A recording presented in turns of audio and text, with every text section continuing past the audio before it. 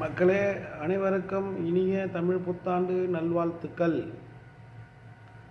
இந்த புத்தாண்டில் நாம் பாவத்திலிருந்து எவ்வாறு விடுதலை பெறுவது? பாவத்திலிருந்து விடுதலை பெற பாவம் என்ற கோட்பாடை உருவாக்கியது யார்? அதற்கான வரையறை என்ன? எது எது பாவம், எது எது தவறு என்று ஏற்கனவே இங்கு தீர்மானிக்கப்பட்ட ஒன்று. அவ்வாறு தீர்மானித்தது யார்? அவருக்கு இது எல்லாம் பாவம், இதெல்லாம் தவறு என்று யார் சொன்னது? அந்த பாவம் யாருக்கானது? சொன்னவருக்கானதா? யாருக்கானது பாவம்? பாவம் சுத்தம். அந்த பாவம் என்பது நாம் செய்த தவறு, அதனால் வரக்கூடிய உணர்வு. அந்த உணர்வு தான் பாவம். ஒரு தவறு செய்தால் ஒரு விதமான உணர்வு நமக்கு ஏற்படுகிறது. அந்த உணர்வு மகிழ்ச்சியை தருவது இல்லை, மாறாக துன்பத்தை தரும். அவ்வாறு துன்பத்தை தருவதற்கு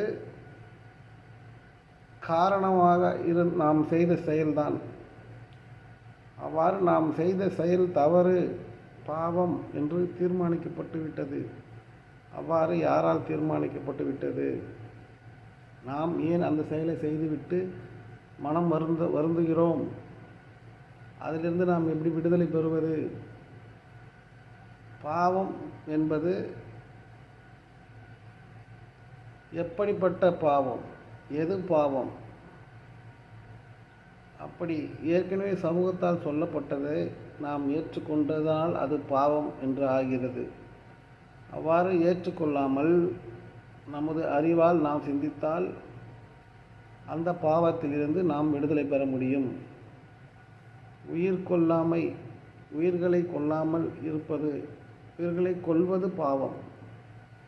உயிர்களை ஏன் கொல்லக்கூடாது என்று சிந்தித்தோமானால் நாம் அந்த பாவத்திலிருந்து விடுதலை பெறலாம். அவ்வாறு தவறுகள் நிறைய இருக்கிறது. இதெல்லாம் தவறு என்று ஏற்கனவே சொல்லப்பட்டு இருக்கிறது. படித்தாலே பாவம். பெண்கள் எதிர்த்து பேசினால் பாவம். குலத்தொழிலை செய்யாவிட்டால் பாவம். இவ்வாறு பாவம் என்பது இங்கே ஒரு மக்களை நசுக்குவதற்காக, ஒடுக்குவதற்காக